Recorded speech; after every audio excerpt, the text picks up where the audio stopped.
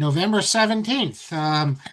Hello to everyone and to those who I saw last night, a few of our listeners. I want to begin with a few interesting points. First, there is really an expert on Rav Kook. He's written a great deal. His name is Rabbi Ari Shavat. I think in my book, I cite him in the bibliography more than anyone else because he has a number of articles, interesting things. And I happened to notice that on YU Torah from about 2 years ago, I was looking up to see who was discussing about Rav Kook and vegetarianism because we're going to get to vegetarianism soon. And I'm curious to see most of the people who would write about or speak about this are just going to repeating the regular stuff, the stuff I know. So, but when I see something from Ari Shvat, there I know I'm going to get insights and I don't need to hear someone just repeat what I know, but I want to learn. So, as with everyone, I have limited time. I drive back and forth to Scranton, so I have some time. So, I was not disappointed with Rabbi Shvat. If anyone wants to, in addition to what I'm going to do, he spends much more dealing with vegetarianism. But I want to mention it now because he relates it to something we did. It's like two prophets prophesying the same thing. I did the exact same. My book was already, I mean, everything was finished by the time before his class went online, but we were using the exact same text. And remember last class, I spoke about future Sanhedrin changing laws. So he dealt with that also in the context of sacrifices and meat. We're going to get to that as well. But he gave an example. He's teaching to one of the girls' schools. I don't know if it's Lindenbaum or Harova, and so they asked her. I think they asked like, "What's an example?" This is an example he gave where he is thinking, and I guess we can all think ourselves. What Rav Kook has done is made it kosher when dealing with various laws to be thinking about in your mind what the Sanhedrin would do. And as long as you don't do it in practice, that's okay, I guess. But this is the example that Rabbi Shavat gave, that he thought, and remember, he's saying this, teaching a class of girls, young women, what he thought a future Sanhedrin would do. So he said, look at Sanhedrin Kiddushin 30a. That's where we learn that women you're not obligated to teach women Torah. And right here, what does it say? B'nechem v'lo b'nosechem. So he said that this is the sort of thing that in his mind, a future Sanhedrin, like if it was in our day, they would recognize that today we're in a different era, and certainly we do need to teach women Torah. Now, the fact is we do teach women Torah, and despite what maybe the strict halacha says, we do it anyway. And really, when you look at all the things women are obligated to learn, there's plenty to learn also. But just in terms of the idea of limud Torah, so that it doesn't matter whether you're learning Daf Yomi Zvachim or whether you're learning laws that apply to them, what Rabbi Shvat was saying is that Rav Kook is attentive to the change in generations, thinking the Sanhedrin would do the same thing. And that's what a drasha is, that the Sanhedrin, recognizing the reality and their authority as interpreters of the Torah, this was the example he gave, where he said that in his mind, they would not read it anymore, B'nechem v'no b'nesechem, because B'nechem can be all your children. It can be male and female. You got to tell a bincha. On Passover, we don't assume this is just your male children. So that's what I thought. I thought it was very serendipitous. A couple other things. When dealing with laws. Mark, it's a machloket between Rabbi Meir and Rabbi Yehuda whether bakol means Abraham Avinu had a daughter or didn't have a daughter. Yeah.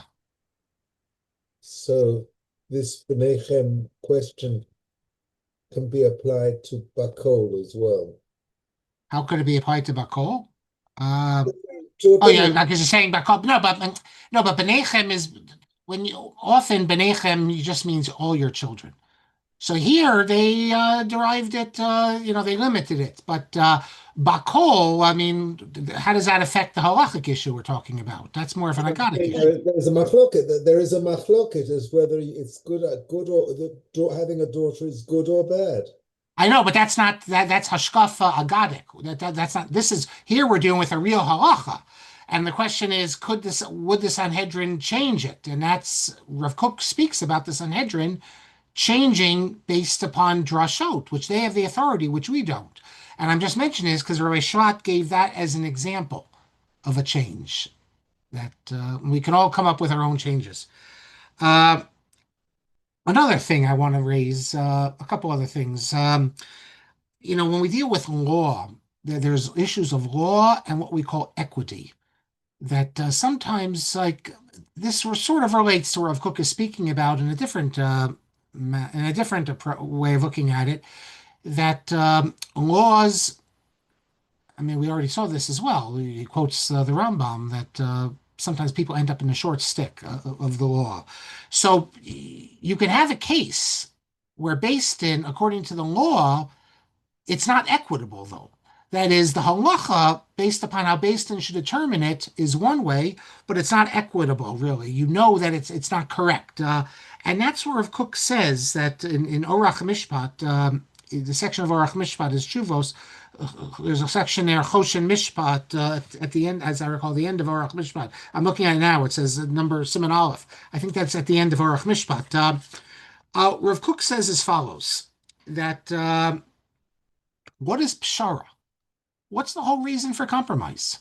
Why is Beis Din told to make a compromise? Is it so people just, you don't want people to be angry at each other? That could be. But for Rav Kook, he says, in addition, there are times when there is a stira, a contradiction between din and yosher. Now, this again is something that I think if you stop your average yeshiva student, he'll reject this whole concept. I mean, if this is the din, then that is yosher, then that is equity. But no, Rav Kook says, and we can all understand that sometimes, uh, I don't know, you have a case, maybe a child or a dog or whatever it is that technically, according to halacha, or the damages according to Choshen Mishpat, technically you're not obligated in it, but really it's your fault. So you have a contradiction there between din and yosher. And Rav Kook says, and this is his language, if the Dayanim see shahadin hu neged hayosher hasichli, that the law strictly decided is against yosher sichli, that is equity, what your conscience or intellect, I'll say intellect, what you're feeling tells you it's not correct. Lefi matzav hanyan. We can all come up with cases where, according to the strict letter of the law, you'd be potter, from the repaying your neighbor for breaking the window or something. Nevertheless, Rav Kook says, when the Dayanim see this, Kevan sheyesh biadam lasot pshara, since they have the authority, the ability to do pshara, yesh mitzvah tzedek tzedek tirdov bein ladin bein pshara. So this idea of tzedek tzedek tirdov, that just like we saw already, we see even in court cases that you have times when the law is not going to be equitable, that it's not going to be decided. That's just the way it is. It's sometimes laws are just not going to be equitable, and that's why you have Peshara. Rabbi Lokech, who I had the great pleasure of seeing last night. I don't know if he's with us now.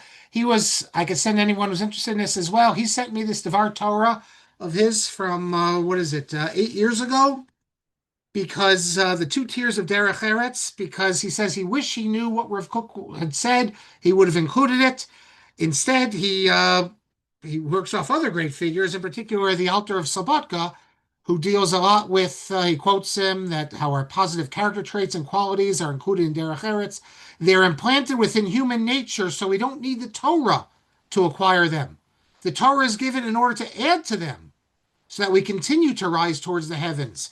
But the basic, what we call the natural morality, that's given to you already. And we're going to get back to that today. And finally, I'm going to tell you something which is in opposition, I believe, to Rav Kook, because it doesn't make sense, I think, in Rav Kook's understanding, as we'll see. But if you look in the Yaros Davash, Yaros Davash is Rav Yonasan Eybschuetz, that's his famous Drushos.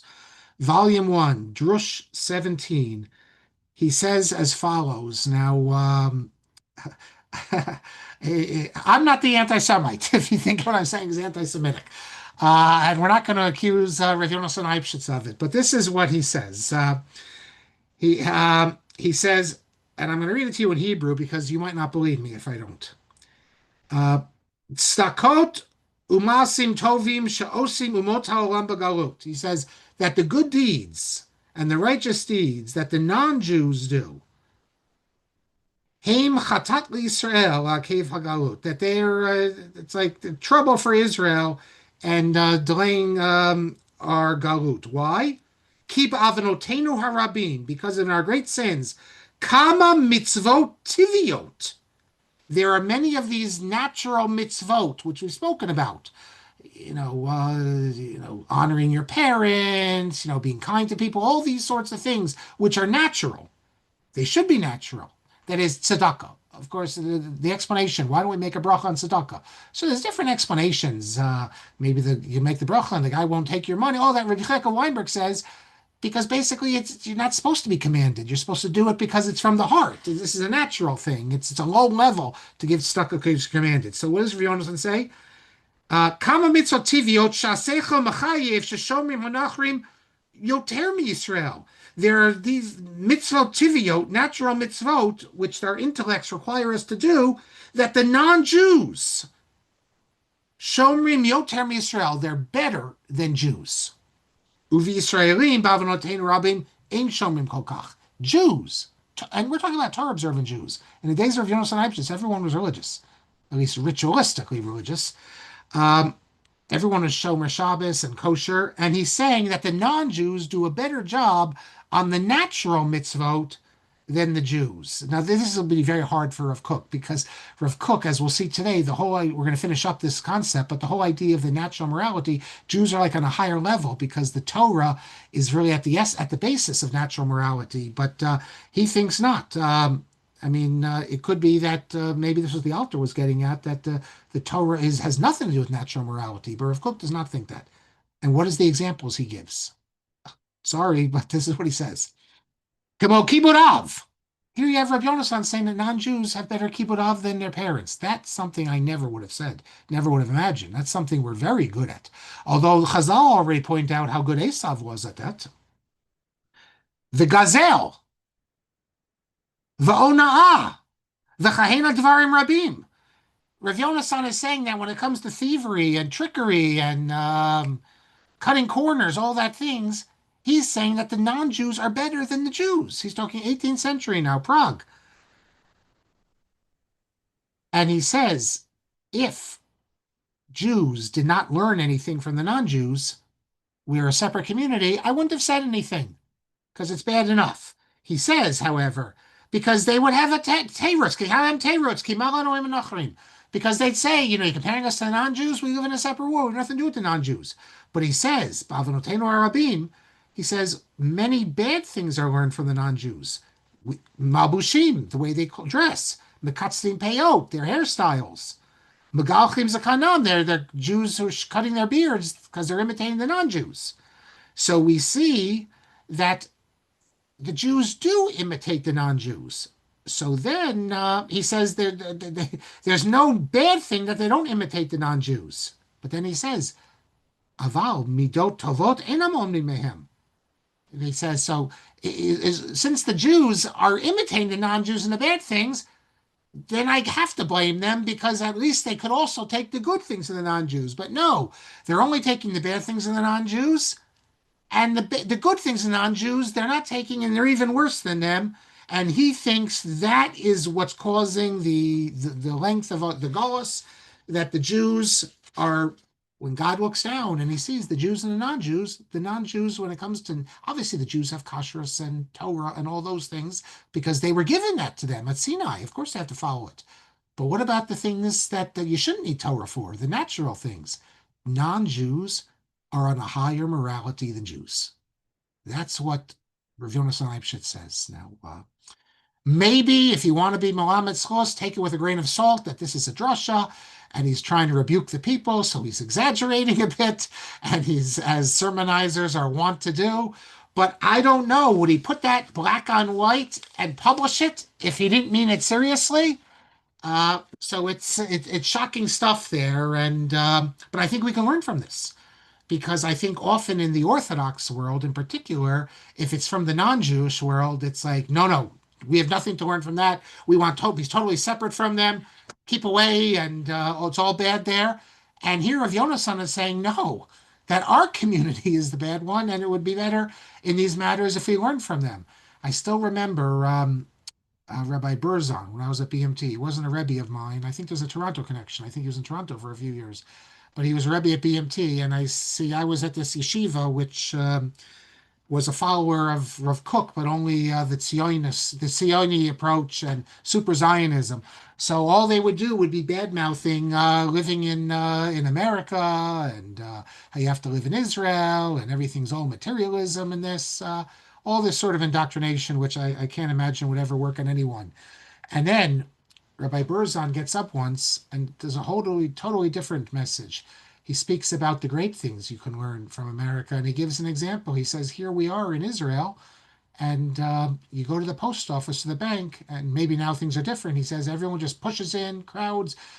He says, "Look at what you see when you see in America, where they line up and everyone's in a line and you take your turn." And he says, and this is what we mean. His message was, this is what we mean, that values, these are supposed to be universal values, and we don't have all the universal values. And sometimes we can see them from other people. So, Ad Khan for introduction. Um, we're going to now pick up and we'll conclude we're in the middle of chapter 6, a very long chapter, an interesting chapter. And for those who are following along, I'm picking up really on around page 118. And I want to explain to you what I just mentioned, that Rav Kook says, and every Torah authority would say this, that natural morality is not enough. But he goes more than that. He says that natural morality, the source is in the Torah. Now, this is where he differs from others. He says that basically, a lot of people assume natural morality is something you just know by nature, like a natural law, and then you have Torah. Rav Kook feels what natural morality is that which we know intuitively, but it still comes from Torah. It's implanted in us. Um, it's really a complete rejection, I think, of what we normally think of as natural morality, because for him, natural morality all derives from God, but it's not textually based. And that's why, the way I'm reading Rav Kook, a Jew who's raised in a Jewish environment and absorbs through osmosis all these values, he will have he should have an easier way to natural morality, and he'll be more sensitive and attuned to it. Obviously, non-Jews have natural morality as well, but the most profound morality that arises from the depths of man's soul, the way I see it, has to be deeper for a Jew who's connected to Torah. I mean, Rav Kook says that the natural morality is no less than, quote, the voice of God speaking to humanity.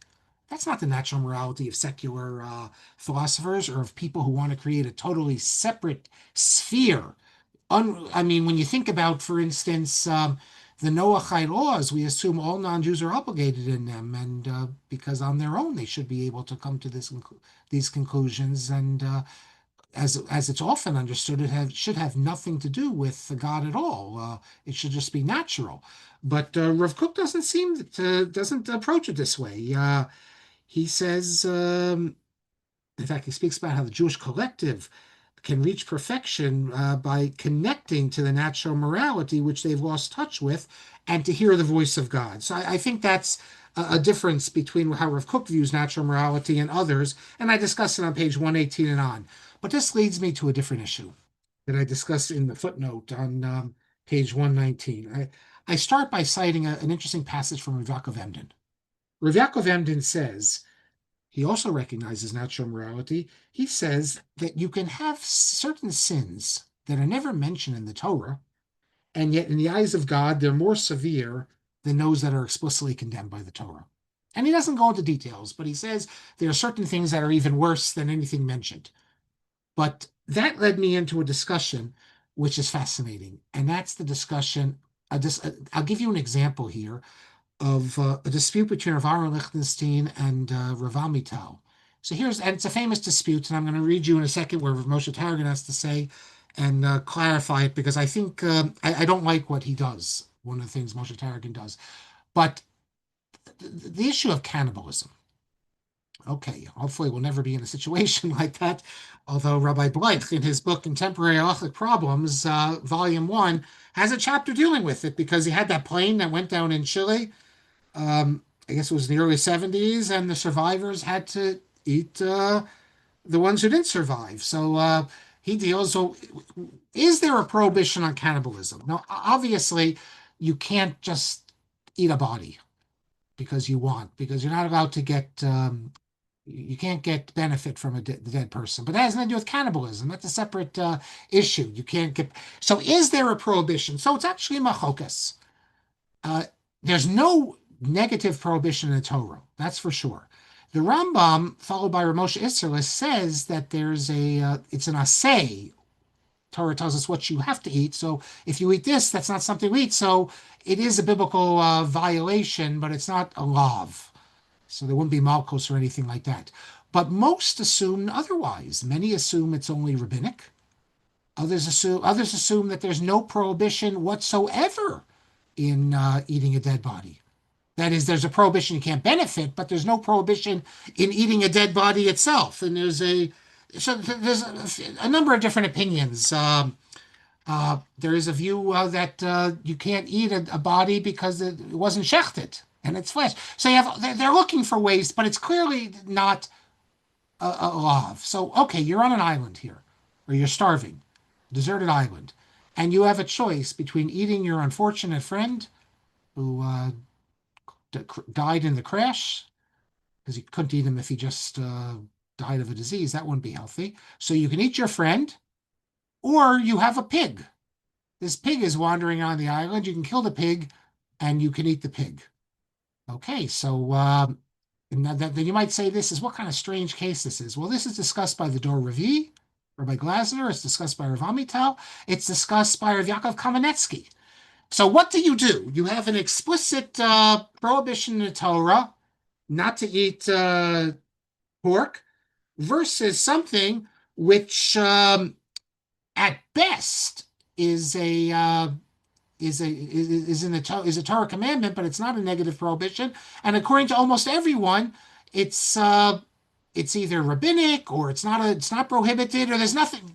It's not a serious commandment according to everyone other than really than Rambam. So what do? Well, would it surprise you if I told you that both Rav Glasner, Moshe Shmuel Glasner is the famous Dor Revi, the great grandson of the Chassam Sofer. His commentary on Chulin is considered a standard work, but the introduction has his ideas on all sorts of things.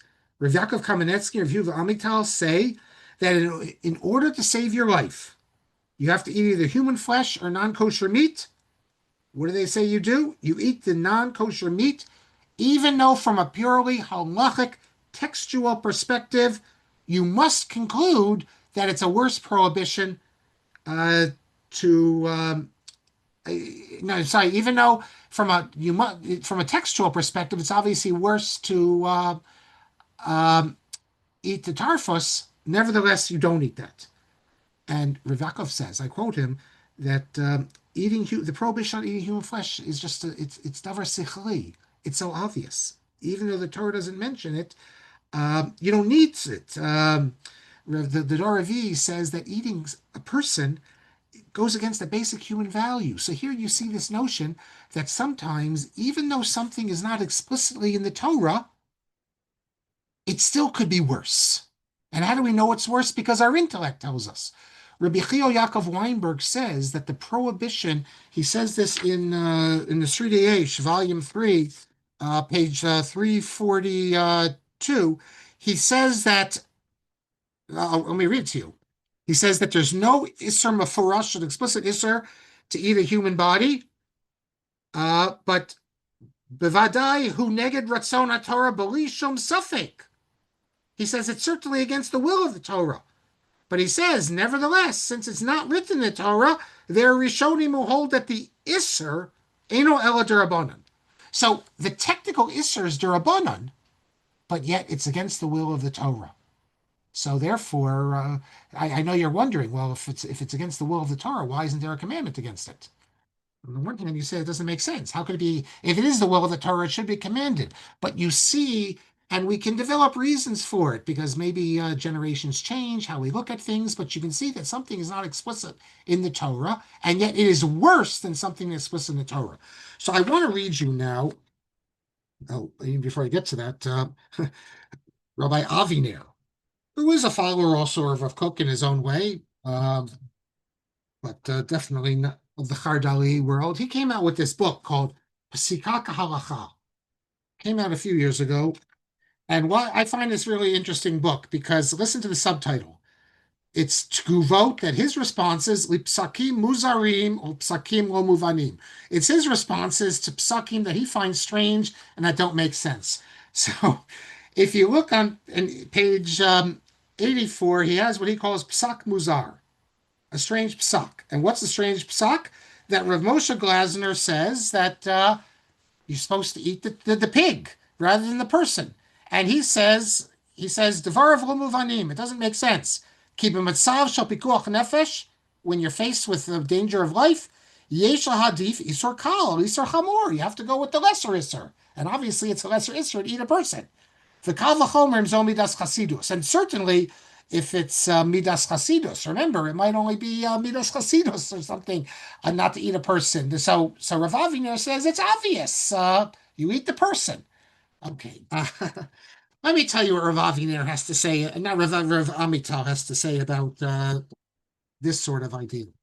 Incidentally, there's a new book by Rav Kafach called Amarot v'Hagigim. And it on page 529, some of you might remember this crazy case. I think it was in the 70s that lo and behold, this happened at Hadassah Hospital among the medical students that few students there's a man who donated his body to science, and some students decided to eat his brain. They thought it would be fun to eat the brain. Um, and then this came out, of course, and there was a gathering of, in India, they do this. They have these crazy people there who, before they burn the bodies, they think you should eat part of them. But so the chief rabbinate had a gathering. Rav Chafach was on the Moetzer Rabbeinu Harashit, and Rav Goren cried out, "La'an higanu!" How low have we fallen? He says we have to publicize how terrible this is. And Rav Chafach said as follows. Rav Chafach said to Rav Goren, I don't know if you're gonna make.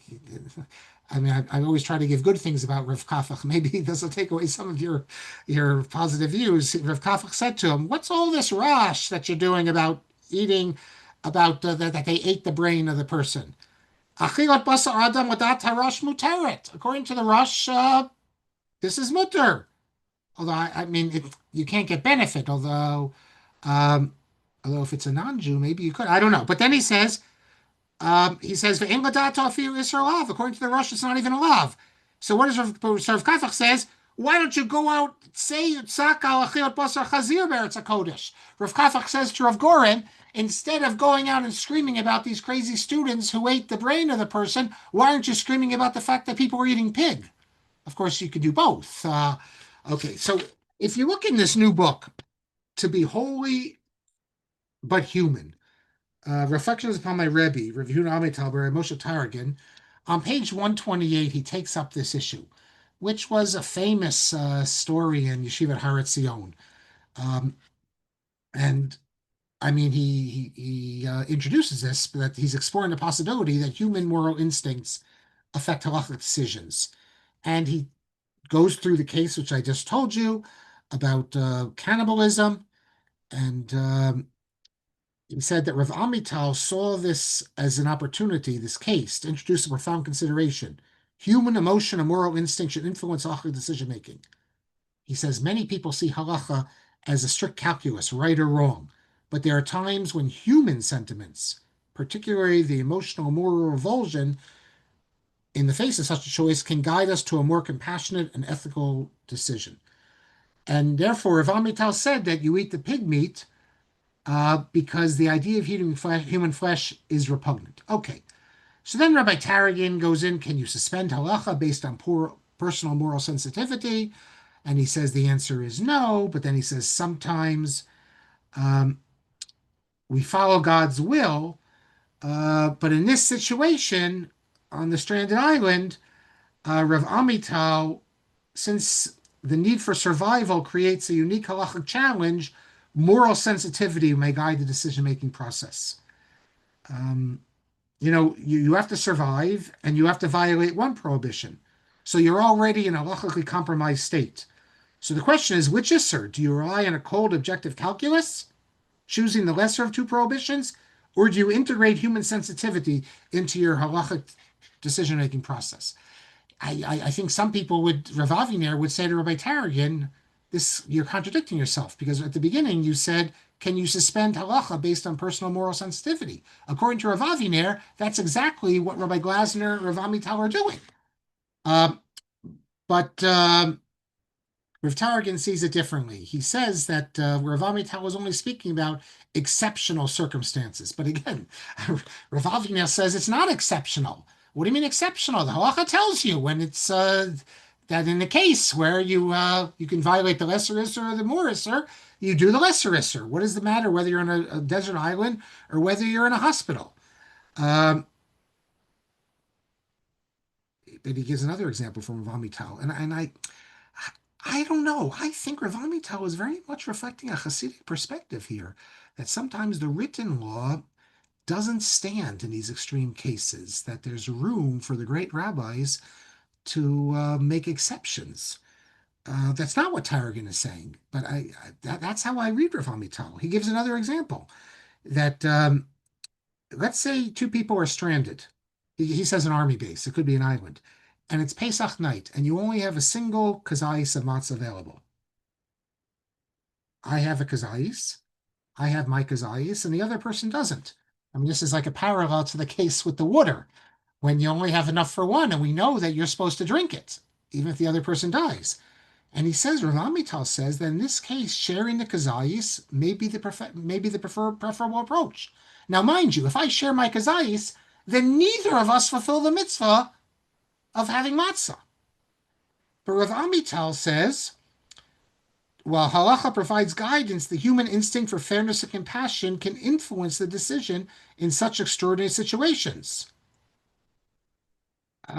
He says, Tarragon says, the person is not refusing to eat matzah because he disagrees with the mitzvah. Rather, he's faced with a halachic challenge in a compromised situation. If he was to strictly follow the Gemara's extrapolation of how to eat, of how to handle a single kazayis of matzah, he might conclude that one person should eat it, while the other doesn't. But that maybe seem cold and devoid of compassion. What type of psak would this be? So, and he says the key point here is that Jewish law provides guidance for normal situations. But in a compromised context, you can introduce human instinct and compassion. Well, where does Rabbi Taragin get this idea? Rav Amital says this, but it does seem to be at odds with the strict halachic-centric approach, as we'll see what Rav Lichtenstein says.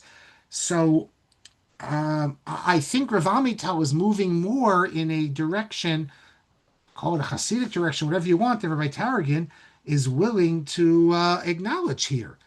And then he goes on, he talks about Rav Amital saying that you can't poskin about a Shabbos elevator before you climb the steps. That is, you can't say that it's usher to use a Shabbos elevator unless you know how difficult it is to go up the stairs, etc. And then at the end of all this discussion, um, he gives another example. The Dor Ravi says the following. Um, you're in a house, let's say. Hold on, here's the case. You're trapped in a burning building. Now, granted, these are theoretical cases, but they give us an approach. You're trapped in a burning building. You get up for whatever reason. You were sleeping naked, and you get up and you see it's burning, and you got to get out of the house to save your life. So, but you see your wife's gown is there.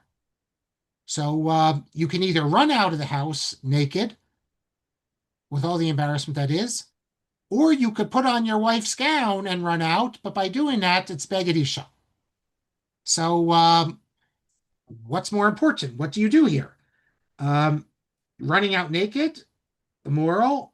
There's no halachic violation, but it's going to be a humiliation or the halachic one. And the Doravi says a man should cover himself with a women's dress because protecting yourself from embarrassment can outweigh the halachic prohibition of inappropriate clothing. And here, Rabbi Tarragon says this view raises questions. Um, why does he say it? Because he says in the burning building case, there is no explicit halachic prohibition against running out naked. Rather, the violation here is more related to human sensibilities and dignity. So Rabbi Tarragon has a problem with this. He says this is different from the desert island, where the halachic violation is clear in a matter of survival. He says that, again, I don't get this. How does Rabbi Tarragon see a distinction between on an island when you have to deal with eating pork versus eating a person, or this case? It's all about like your natural morality. And Rabbi Tarragon says that there's no halachic prohibition against running out naked. So what's the what do you mean? That's the whole point. It's not about it doesn't have to be a halachic violation. That's exactly what the Dor Avir of Amital are saying.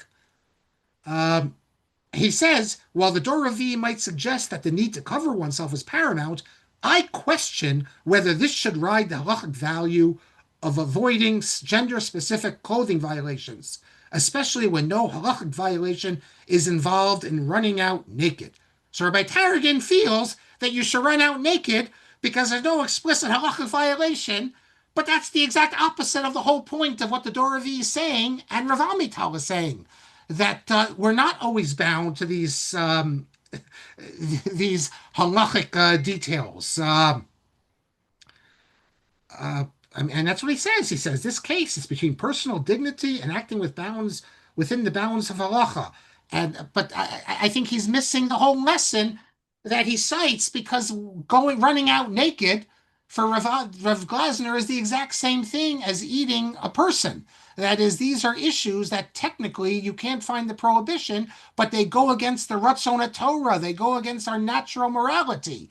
And how Rabbi Tarragon understands the first case that well because already you're on a Rabbi, desert island. Hold on, I'll get to the question again. You're on a desert island, so either way you're gonna have to violate something. So therefore, since you're gonna have to violate something, violate the tarfus because even if you ate the person, you'd have to violate something. But here you're running out naked. You're not violating anything. So I mean, that to me is missing the forest for the trees. To me, it's so obvious. But then he ends. I'll get to you in a second, Gershon. We're almost done. He ends in two paragraphs. Rava dissenting opinion. He says the follow up to the story is that after Rav Amital gave a shiur, all the students went to Rav and asked him what he would do, which meat he would consume, the pig meat or the human flesh. And Rav Aaron said, the human flesh. And he says, this is just an example of the atmosphere of respectful disagreement and mutual regard that these Rosh Yeshiva cultivated. So Rav Aaron Lichtenstein is a textualist. He says it's like Rav Aviner, obviously, you eat the person. So I appreciate Rabbi Tarragon's presentation of it. It's very nice, but I have to say I'm quite surprised that he doesn't seem to sense the gravity of the moment that for someone to run outside naked with all the humiliation that could last an entire life. And when someone is embarrassed, their face gets red. It's as if you're killing them. Versus for a few minutes putting on clothes, a woman's clothing, um, in a situation of pikuach nefesh, when really normally that's the last thing you think about. How that even comes up as a shaila, I I can't grasp. Maybe because I'm not an ish halacha, but so okay, let's continue. Um, then I move into I mentioned something about the Nazir as we get to the end of the chapter. The Nazir, the Nazir was hoping for a different time when we remove ourselves from textualism and connect to Torah the way we used to, in a more spiritual sense, in a more natural sense. And he laments the fact that Judaism became a book culture. Now we look at the book culture as the highest of our achievements, but this is the Nazir points out, and of course everything the Nazir says, he sees himself as following Rav Kook.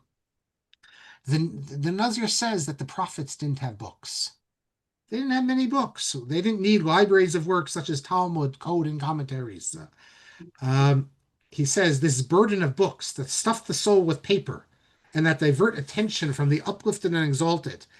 Uh, Prophecy is not coming back through the books. It's coming through the oral Torah, he says. What does that mean, oral Torah? Not Torah Shabbat Peh like we're thinking of. He says studies of the mountains, the hills, meditation, holiness. That is a different sort of Torah. This relates to this notion that the written law we have is only through our time in the Golas. But when we return to the land of Israel and once again are revitalized, we will no longer have a written Gemara, written laws. Everything is going to be the way it was, like with the Pharisees, when it was creativity. So books are necessary, but there are things that are on a higher level. And one day we'll move beyond book knowledge and a more natural, intimate interaction. And therefore you're not going to need to look in the books to know whether this is us or not. We'll know it intuitively. In fact, one of the prophets, when it says in Yirmiyahu, it speaks about the new revelation, like in the Messianic era, it says it'll be written on our hearts. We won't need to look it up. We'll know it in our hearts. And this relates very well to Rav Kook's point. Now, one of the matters, and this is the last section to this chapter, chapter 6, I call Jewish intuition and halacha. And I begin by saying that one of the matters that trouble Orthodox Jews in modern times, and which I think Jews generally would acknowledge, at odds with natural morality, are various halachot that discriminate against non-Jews, economic discrimination. So right off the bat, to just remove this to the side, Rav Kook adopts the approach of the Meiri, of Menachem Meiri, that all these laws were stated with regard to the wicked pagans of old, not the civilized non-Jews of modern times. So it's all theoretical. It's not practical anymore. Although he does see fit to explain the logic of the other rabbis who disagree with the Meiri, and he acknowledges that these laws diverge from what people today regard as universal moral norms. But in terms of Rav Kook's own opinion, he adopts the Meiri. Now, I thought of Rav Kook's comments on natural morality. I say this on page 123, in particular, the intuitive morality of the Jewish masses. After I heard, there's a halacha. It's it's often pronounced lo tachanem or lo sachanem. That's actually the chet has a kamatz. That's actually a kamatz katan, so it really should be pronounced lo tachonem or lo sachonem, not like the word chochma.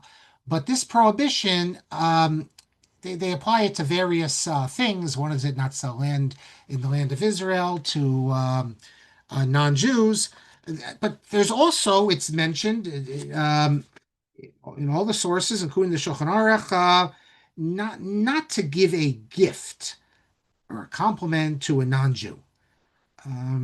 And this is something you grow up your whole life. I grew up in the Orthodox world, and you never hear about these things. At least in years past, you didn't. When I was growing up, you didn't. You tell people from the older generation, if a compliment or I mean, what you can't say that this baseball player is a great baseball player or a great painter, or give a present to a non-Jew. I mean, people would think you're crazy. You tell this to your parents, your grandparents' generation, and yet in yeshivas today, we have various laws that have been brought back, resurrected, as it were. And therefore, you'll find online and in written a number of shiurim that discuss this topic, which on the face of it is going to found is anyone with a sense to modern, to natural morality and living among in friendship among our non-Jewish neighbors, you're going to look at it and you're going to be offended. You're going to think this is crazy. Uh, this is this is not right. It can't be right. And we see an interesting phenomenon that laws that for a long time, and by the way, there's a halachic basis for that. I cite it. I mean, you can see why were these laws ignored for all these years. And you can find halachic justifications, but I'm not interested in halachic justifications now because I want to focus on a different one. Of course, you can find, just like the Meiri, you can find all sorts of halachic justifications. And the fact, though, that now we're seeing a resurrection of all these laws, it shows you that the tradition of the community, that certain things just have fallen out of fashion, that's not enough for people, that they have to bring it back. But what I find fascinating is that, and I mentioned here Chaim Soloveitchik's idea that today you have little faith in the practice of the masses.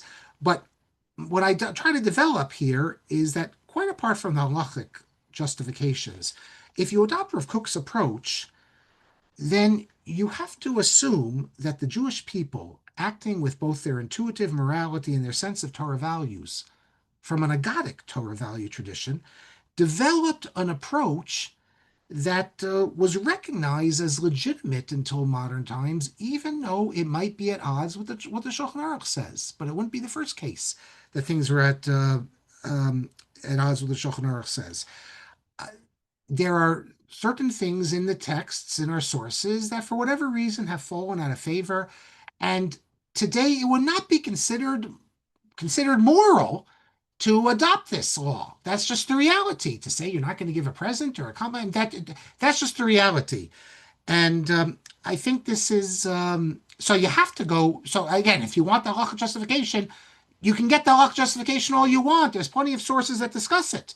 But until recent times, people didn't need a halachic justification because there was a faith in the people, in kol hamon kol shaddai, as we'd say, in the Jewish people, and the holy community, Kila Kadosha, as to what developed as practices. And Rav Amital, uh, Rav Amital, I quote him again because he says when he was growing up in Hungary, he never heard people constantly speaking about halacha, halacha this, halacha that.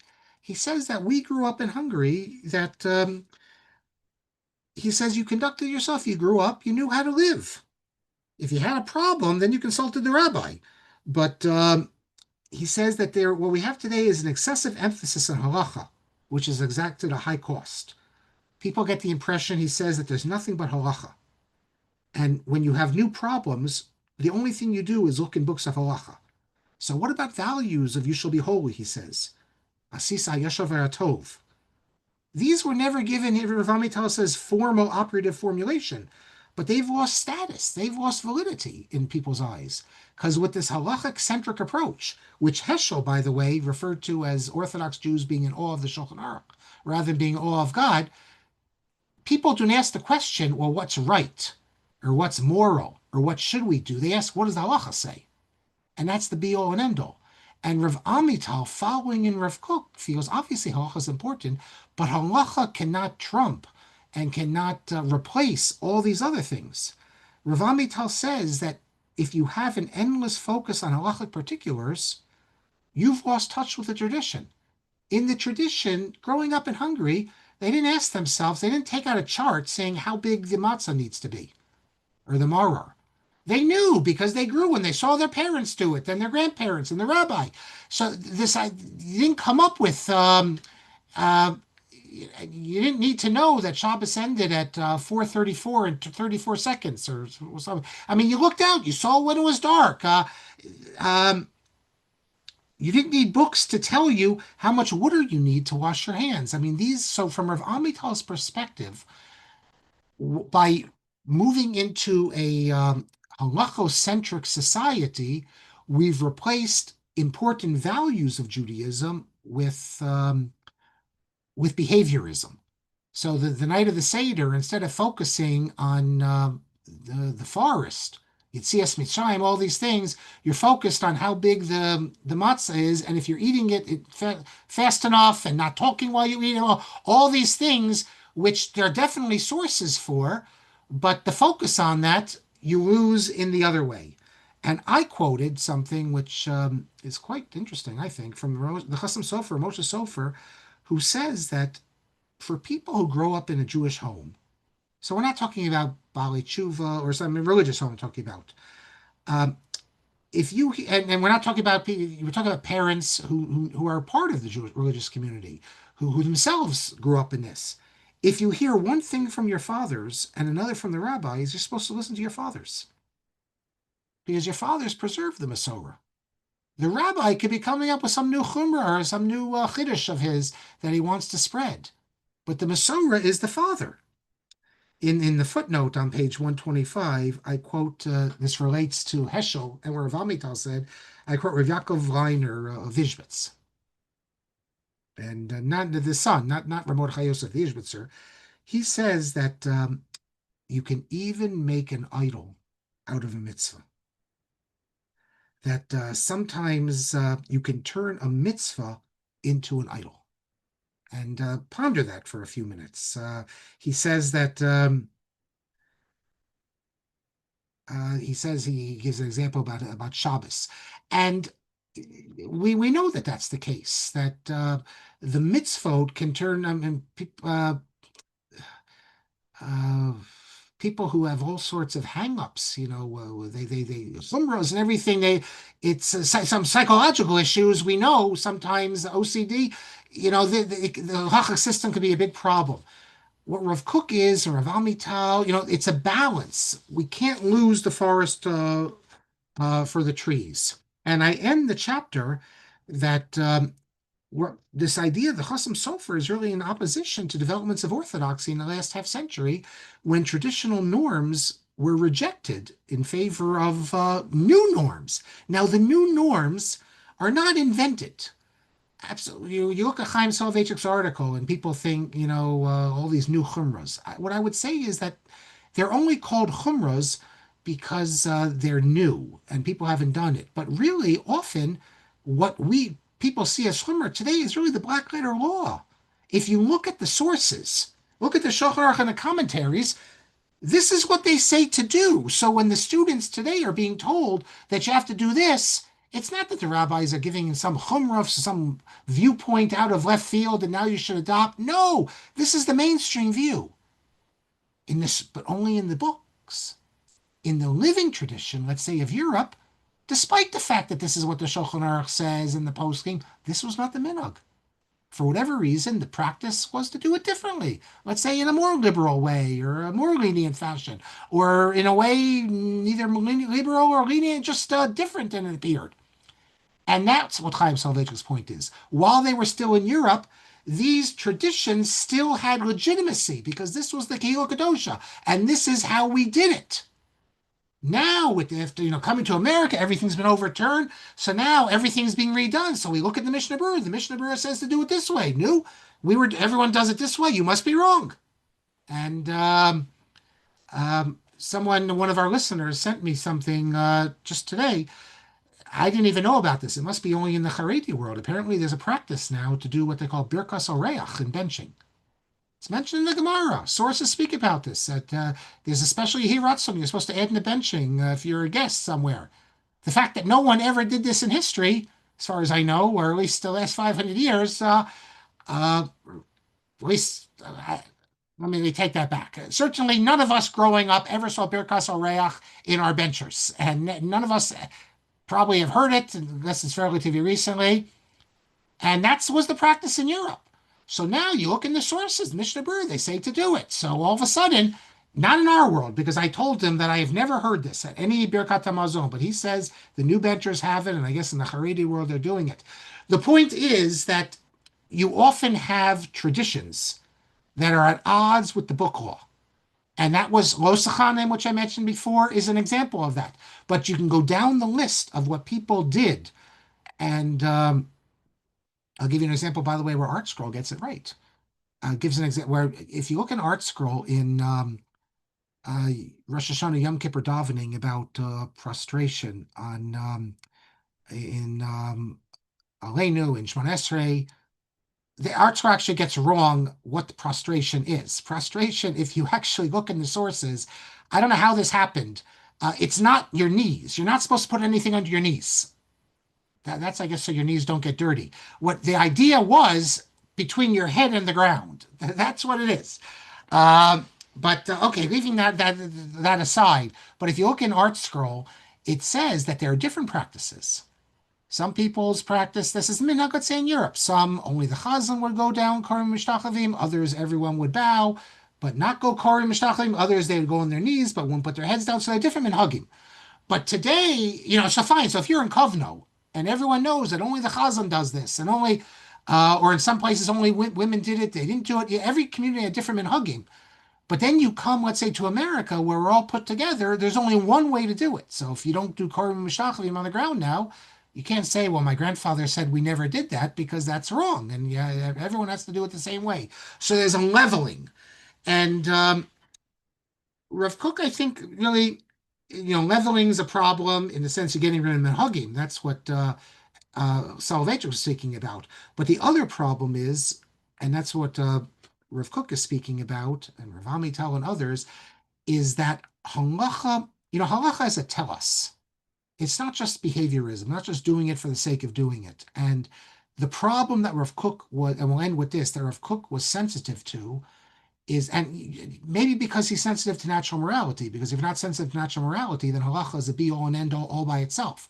But if you recognize the idea of natural morality and of all these other values, what Rav Amital mentions, the values of Kedoshim Tiyu, Sisa Yeshav Atov, then there has to be a dialectic and there has to be a tension between following the law to its particulars, but at the same time not losing sight of larger concerns, because you can be completely pious and yet be a naval b'yershut Torah, deviant, degenerate with the permission of the Torah.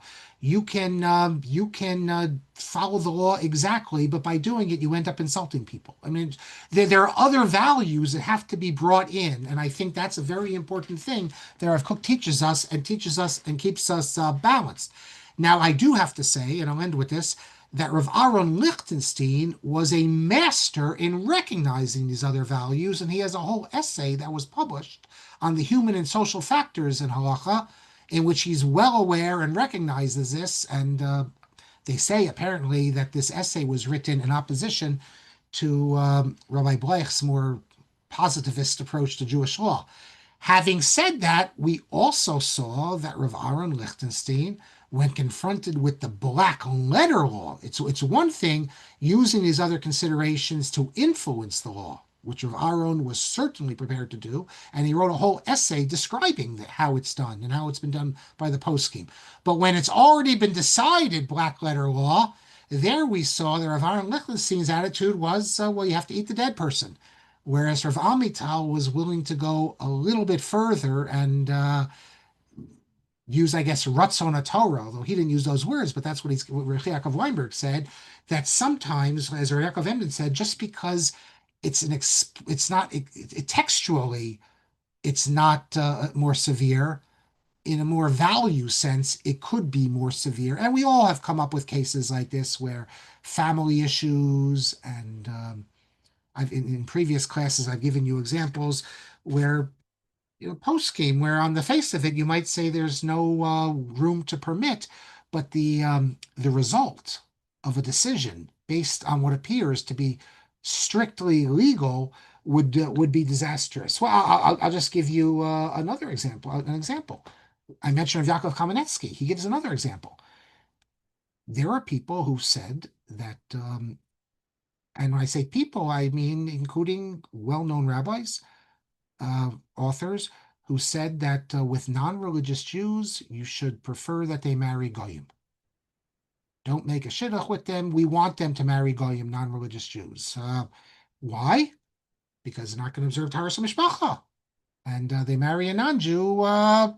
What's the Isser? It's a much lesser Isser. They marry a Jew. It's Chayiv Kares. The fact they don't know any better. Okay, well, I mean, but that's what they say.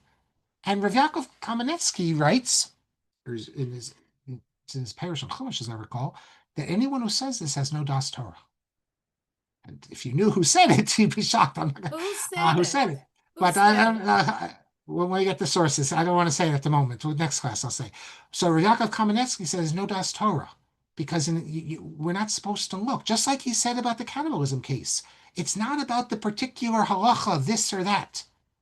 Um, we're talking about a much broader issue here, and anyone who thinks that a guy's going to marry a non-Jew, that you're going to look at the little particular halachic issue here versus what this means for him and his future and the Jewish people. He says that's not the way you look at things. I mean, what you're going to say then? It's worse to shave with a razor than to marry a non-Jew. I mean, that's Rav Yaakov says that that's not how we have to look at it. So Rav Kook is really a big advocate of this idea of the Ratzon Torah, and it's not just Rav Kook, but Rav Amital, of course, is a great follower. So, look, this opens up a whole can of worms. We could spend a long time on this, but we finished the chapter. Next chapter, we're going to begin chapter 7, study of Kabbalah and other religions. So, if you thought what we've seen up till now was provocative and interesting, I think it's so interesting, especially since people don't speak about this. When did you hear rabbis speak about these topics? And even the cannibalism thing, Rav Tarragon only touches the surface. I mean, you have to then get into this. So, what does this mean? What is an overarching value? Who is able to determine these overarching values, and when you can move away from them? And why would anyone think that it's okay just to go outside naked and as opposed to which is a permanent humiliation versus a temporary putting on clothes, and especially in a case like that where no one intends. It's not like you're going out. If you can wear a woman's clothes on Purim as a joke, how could you not wear a woman's clothes in a case like that? I mean, it just seems to me there's no seichel here. um, so let me take some of the questions here, comments. Lots of comments. Okay, the Aguna problem. I don't know um, what you refer to by the Aguna problem. You type it in. Basharia, thank you very much, Susanna. Compromise. Because it's a big question. Why do you have to compromise at Based Just decide what the law is. And we know that compromise is a big deal. It's very important. And it's usually understood because we want people to be happy. We don't want them to take everything that's owed to them, even though technically they can. But Rav Kook says that Bashara it's for that reason, but it's also sometimes for another reason, because sometimes the law is not equitable. Um, and thank you. I'm sorry I didn't mention it. Rabbi Calvin points out that the examples of Great Kibbutz Av in the Gemara are said of a non-Jew. So there obviously the Gemara is pointing something out there, and we know about the stress on Esav. But still, for someone in the 18th century in a ghetto society to say anything positive about the non-Jews, and not only that, but to say it to make the Jews look bad, I find very striking. And there must have been a number of scandals that he confronted. Look, Jews, it was very difficult to make a living. We know Jews cut corners. We know Jews play tricks. Unfortunately, Jews still do that sometimes. They still have this mentality from Eastern Europe. And we know this because we know the rabbis in the drasha speak against it. But Rav Yonason's comments are striking. Um, Menachem says, what's the difference between natural morality and the Noahide laws? I think generally it's understood that natural morality are aligned with the Noahide laws, although Aver Minachai is maybe a bit of a questionable one there. From a, why would that thrown in? Eating a limb from a live animal, because if we assume that non-Jews are obligated in these laws, even if they don't know any better, then it must be natural morality, natural law. And the general assumption is that a non-Jew is obligated not to kill, not to steal, even though he never was told that. You can't come and say, well, I never heard about the Torah and I grew up in a different society. So there's a general assumption that these are laws that you should be able to learn on your own. That's why the Dora Mabul, the generation of the flood. I mean, what are they going to say? That no one ever told us this? This is even before the Noahide laws because there's no Noachai, but really there were the concepts. Um, so that is the general assumption. But there are differences. Some people disagree. Now, Menachem says cannibalism is against human nature. What do you mean human nature? You're saying natural morality? You're sounding like the Dor Revi or Amital now. Maybe you should say there is no human nature. Human nature is what the Torah tells us. And the Torah tells us to eat the person in this case, so you eat the person. And if you physically can't do it, you're going to throw up, then you have to change your mentality. And if you had a pure Torah intellect, then you would just like on Yom Kippur, if you have to eat, you eat, no problem. So too, you have to eat.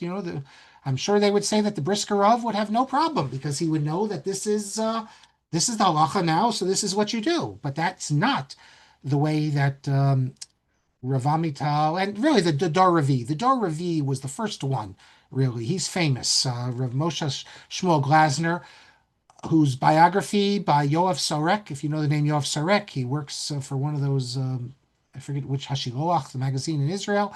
But his biography of the Dor Revi is being published in my series, Academic Studies Press, a translation of the Hebrew. And the Dor Revi is also famous because he's such a great Zionist, became Mizrahi. He was the Rav of Cluj, Kloisenberg. Joseph says the classic rebuttal to the blood libel is that if we are so careful not to eat animal blood, then kavachomer we don't eat human blood.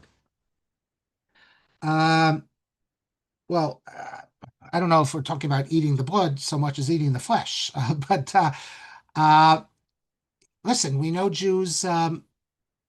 You can eat. There's no halachic prohibition in eating a mummy. And Jews, we have chuvas. I wrote about in the Sfarim blog that in Italy, they would, in other places, they would take corpses and they would do stuff to them they'd chop them up and they'd bang them and they leave they completely changed the form and it was thought to be a refuah, a medicine. And the rabbi said that that's permissible for Jews to take. Obviously, it's disgusting to eat human body, and no one says you're allowed to. The question is, what's the Isser? And it could be that the Isser is that you're not allowed to get benefit from a human body. You absolutely cannot eat it. No one's allowed to. But if you're in a circumstance where you have to, then it's not prohibited. So then the question is, well, let's say you have two options here. You can eat the pig or you can eat the human flesh. And according to the simple understanding, well, since the pork is more of a prohibition, it's an explicit biblical negative prohibition, you should eat the human flesh. And that is what the Dor Revi said, and Rav Kamenetsky and Rav Amital and many others say it can't be, that there's something beyond the simple book law. There has to be an overarching Ratzon Torah. Were those students kicked out of school? I assume they were. It was a big scandal. It made yeah.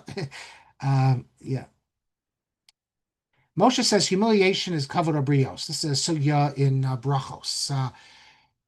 Yeah, humiliation is, and that's presumably should be, but is that reason enough to violate a negative prohibition from the Torah? Um, the case with I would have liked a better case because I think the case with the women's clothes is a relatively easy case because we see that on Purim when everyone understands. It's in the Ramah. It's the Shulchan. This is the halacha, at least for Ashkenazim. When everyone understands that you're wearing the women's clothing, not to pass as a woman or anything like that, but because it's simply part of the fun. If that is permissible, then to share, then certainly kal v'chomer, to spare yourself humiliation. How could it not be permissible?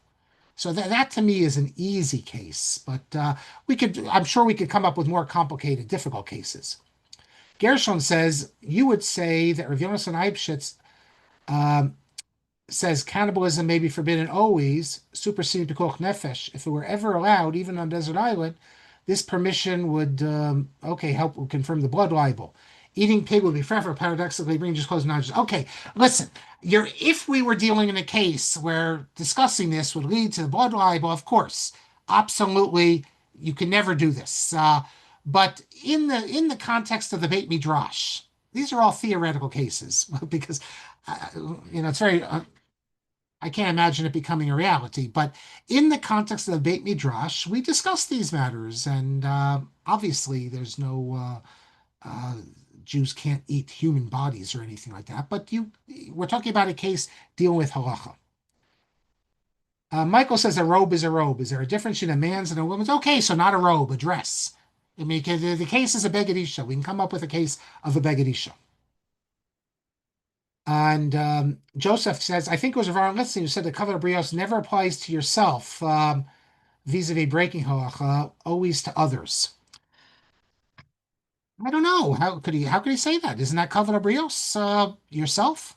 I mean, if you're going to be without any clothes, that's covenant of brios of yourself. You humiliate yourself.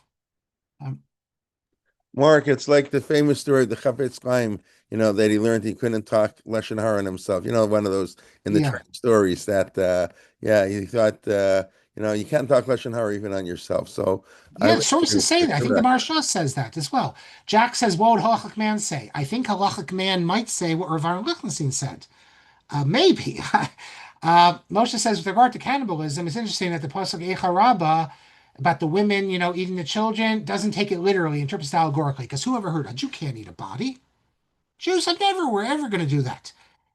And, I could even imagine a commentator saying that because it's so obvious that a Jew would never do something like this, therefore the Torah doesn't have to mention it. Remember, Yaakov Emden says that some things are so bad, are really bad, they're worse than what appears in the Torah. So why aren't they mentioned in the Torah? So one answer could be that we don't need to mention this because it's so obvious. It would never be a havamim. No one ever considered doing it. That could be the reason. So, Erica says there are strong arguments for and against written versus oral passage of knowledge. Yes, and the thing is, the Nazir and Rav Kook sometimes they sound a lot like Rousseau with natural knowledge and uh, what we've lost with the oral, with the written law. We're going to get into it a little bit in a few, I think, in another chapter, as I recall. Unless we already did it, and I didn't, I went over it quickly. But remember, originally the Torah was not to be written down, the oral law, and then it was written down. So does that mean that it's with us for all times, or once we revitalize ourselves again in Eretz Yisrael, and prophecy returns? That's what the Nazir says. We can return to a more intuitive way. Um, Joseph says there was an episode of headlines about praising non-Jews because of the death of Charlie Kirk, and they took it very seriously. Yeah, I mean that's an example of what I'm talking about. And but it was actually the host of it who was pushing back on it based upon halachic sources. If you're tied just to the halachic sources, and so you say a Meiri, oh well, the other rabbis disagree with the Meiri. What I say to this is it doesn't matter if the other rabbis disagree. If there's a Masorah, or if there's a tradition that the Meiri, like Rav Kook says, the Meiri is the controlling source, then you don't revisit this, and you don't, because then you can go back to every argument and open them up again. And Jewish tradition has not always been about the majority of rabbis who say something. Practices develop. If that was the case, then we wouldn't follow Moshe Feinstein on many matters because he was in the minority. But practices develop and they become the tradition. Um, I mean, you can come up with we can overturn all the practices we do today and say, well, this rabbi says this and that rabbi says that. And I'm just speaking historically that for that this issue of Osachonim, it was not seen as relevant, as actionable. It was considered something which was not applicable in line with everything else that Meiri said.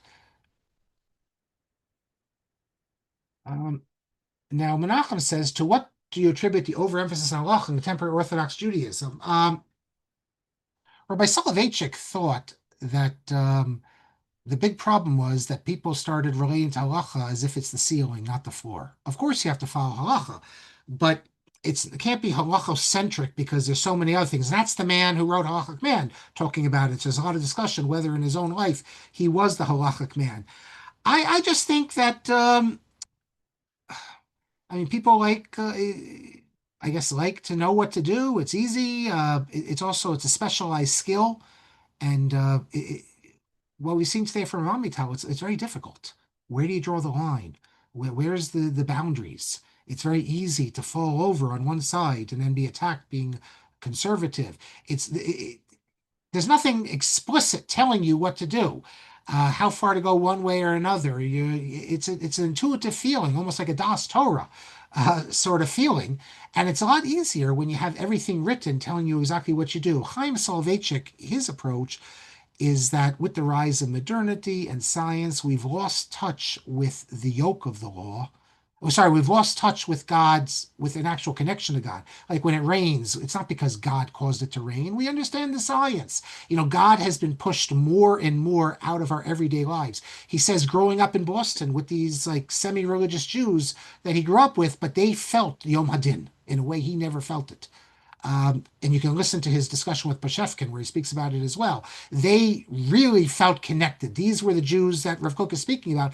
They felt connected to God in a primal way that we, Western educated, scientifically aware, we don't have that sort of connection anymore. And so what's replaced it? So Soloveitchik argues what's replaced it is the law, the yoke of the law. That's how he ends the essay. Since we've lost, I forget the exact words, but we've lost touch of God's closeness. What we have now is the yoke of the law. So think of the Jew in Eastern Europe who related to God as his father, as the one who takes care of him.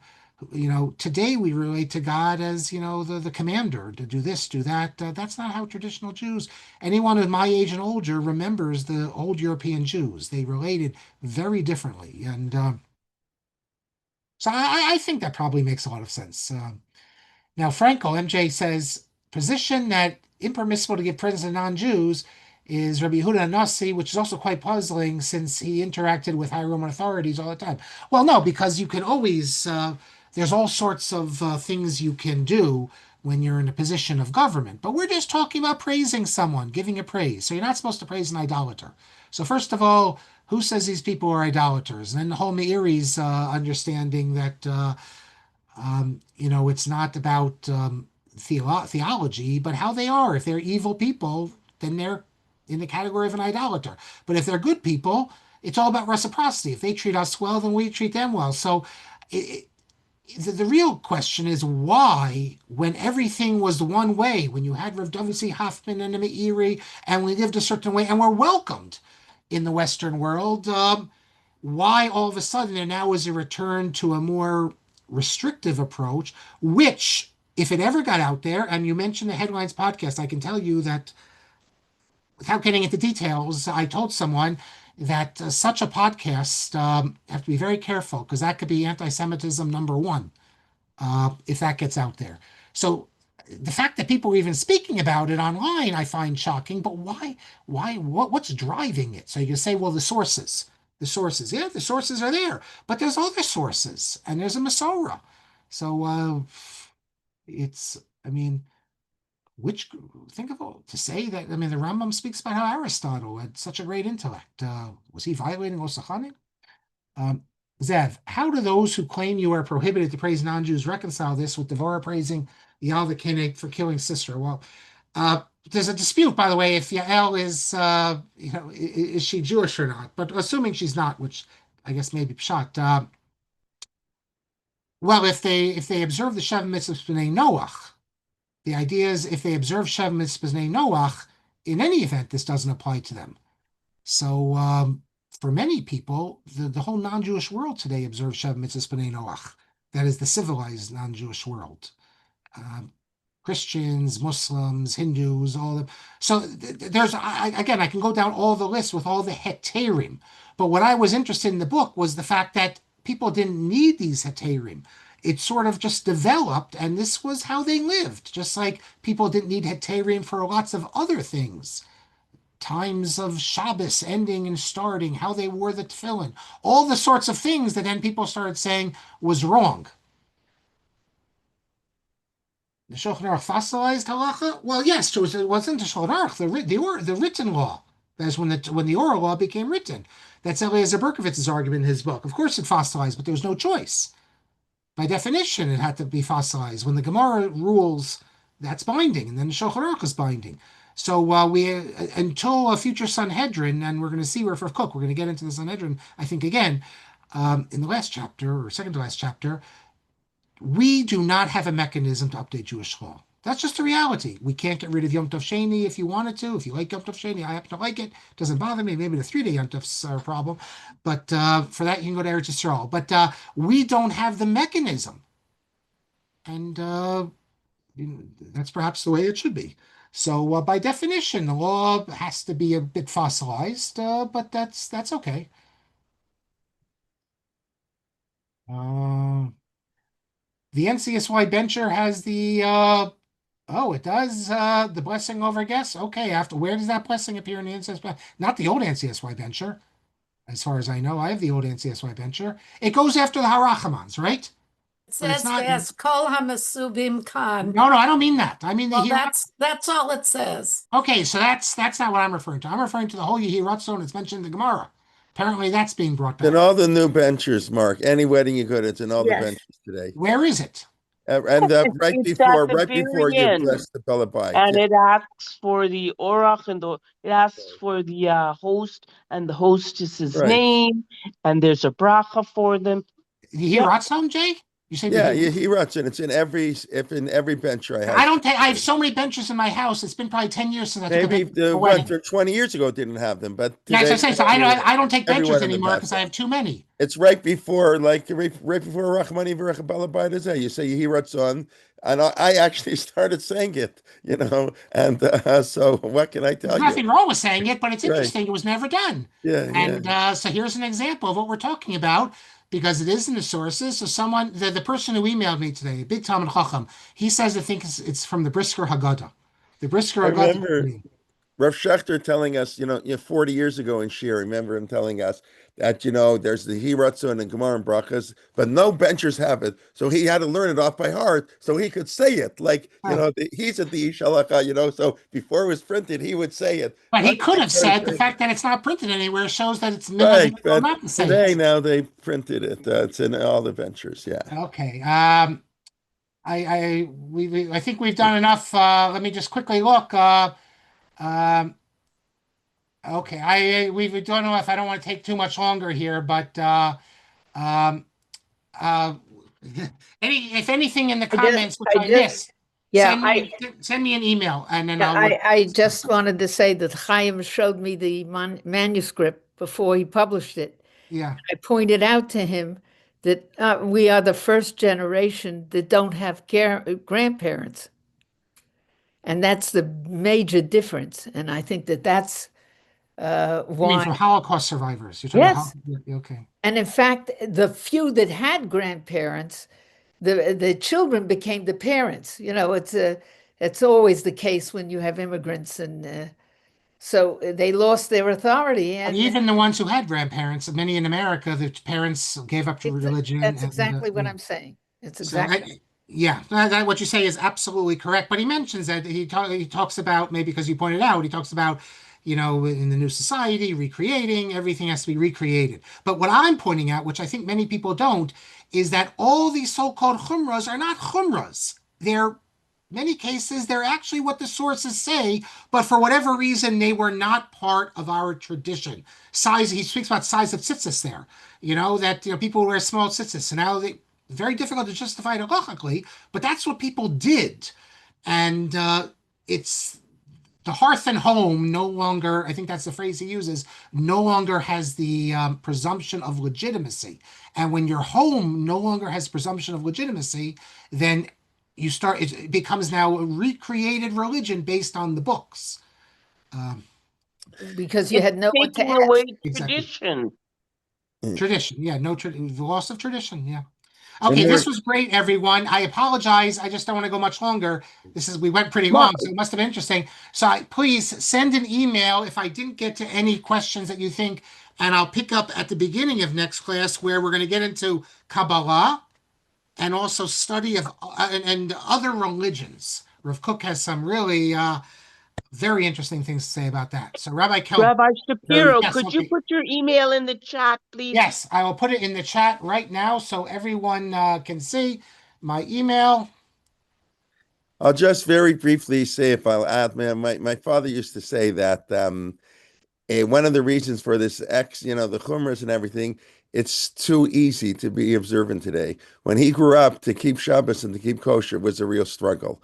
And to get a job Amen. was very, very hard. Today, it's everything's on a silver platter. We grew up everything. So to look, people are looking for, they don't feel from if they just do regular things. So they're looking for new things. Whatever, there's more to What you say said is about that. absolutely correct, but I have a different approach as well. I think that because a lot of these chumras come from the right wing world, when the modern Orthodox were not so halachic, so the modern right wing world could just be like regular. But if the modern Orthodox world is being just as makpid on many of these things as the right wing, the yeshivish circles, so they can't be the same as the modern, so they Right. have to up it a little bit. And That was my next point I was going to say. yeah, The denominational wars is also part of it. Absolutely. yeah. Right. To distinguish, we're this group and we got the, whatever. But Rabbi, Okay. but what your father said is absolutely correct. I mean, when he was growing up, no Right. one in the world had two sinks. No, of course Two not. sinks. Nobody had two dishwashers, two No, I mean, sinks. yeah. So now you're talking about you Nobody have wore two a sinks, kippah. this, Nobody wore a that. kippah on the So I mean, street. all Nobody these wore a kippah at discussions work. about you have what to do, two sinks. This that no one had to. Ramosha was asked about you had one little stove. You put Right. your food on the same stove. The idea you're going to say, well, you put the meat on one stove and the milk on another stove. You only had one stove. I mean, so the questions we have with the rise of prosperity and our material wealth are questions that were unimaginable. Correct. Yeah, yeah, 100%. Yeah, yeah. There's a lot to say about this, right? And I don't think the halacha has to be as frozen as you say. There are things Rabbanim can do to unfreeze the halacha. I don't want to get into Blue Greenberg, but she's not totally wrong, as we all know. No, some things And yes, but some things no. That's like going to be a debate. Look, uh, the in the Hadar, Rabbi Ethan Tucker, so he has an article there, and he argues that you can count women for a minyan. But to count women for a minyan, you have to reject the Shulchan Aruch. So in the Orthodox world, the Shulchan Aruch, if the Shulchan Aruch and the commentaries accept that, you can't. We're sort of stuck there. Even if you want to count a woman for a minyan, you can't because of Shulchan Aruch. But Rabbi Tucker is not bound by the Shulchan Aruch in the same way. That's Rav Soloveitch would also say you can reject on occasion Shulchan Aruch. And we do reject the Shulchan Aruch. The Vilna Gaon rejected the Shulchan Aruch and Okay, everything. but in this case, the Vilna Gaon agreed with him. So The Mishnah Berurah, you know what I'm saying? It's yeah, these are the issues we struggle with, but it's not that the halakha is totally frozen. It's the lack of will often. There really is. I mean, sometimes yes, but usually not. Anyways, to be continued. It's amazing to see people do find this interesting right there. I call it cervical spine disease. They're everybody's. For sure. My father would also call it a thermometer. He had a thermometer. And unfortunately, with the internet, it's very easy to, by the next 5 minutes, everybody knows what you said. So That's Danny everybody's afraid Sperber's. that Danny everybody- Sperber. See it. Yeah, years Some ago. degree of yes. No. Danny Sperber had a great article in Tradition 15 years ago. I don't remember exactly. The loss of the local Rav. There's no Maradatra anymore because the rabbi can't say anything because they send it up to Rav Yashiv or whoever the gadol is, and it used to be the Rav Paskin and nobody knew about it for 3 years, and so today there's this fear factor that we've totally lost the independence. that's a very important point. Yeah. Okay, I have to go, my Yeah, friends. you can go. It's okay. Everybody else can stay. Thank you very much, Aaron. Okay. All right. Lila Tov, everybody. To be continued next week. Tomorrow morning, 10 a.m. Dr. Moshe Sokolow, Piyut on the Parsha. For those who haven't come yet, I'm teaching, but whatever, you can make it. Piyut, the liturgical poetry, this is one of the changes in Jewish law. People used to say all these extra liturgical poems that dependent on the parsha of the week, on Torah reading. And they've gone out of style today. So it's every week he takes one of the piyutim, they used to say, goes through it, and then Sefer Yoshua, Rabbi Shuman at 1 o'clock. And I mentioned those, I think most people know, that Shuli Mission is going to be starting a new series on Thursday. The first decade, Israel, the first decade, the 1950s. So 6-part series beginning Thursday at noon if you haven't registered. Okay, everybody, it's 10 o'clock already, so that is in time. So, everybody, nice to see everybody. Erev Tov, be well. Thank you. And Ruth Shane is giving the Parsha Shir on Thursday night. I see she's still here, so she'll be giving the Shir Thursday night, 8:30. Parsha told us my Bar Mitzvah Parsha, but that's a different story. Okay, Lila Tov, everybody. Thank you. Lila Tov, T'da Rabba. Bavakasha.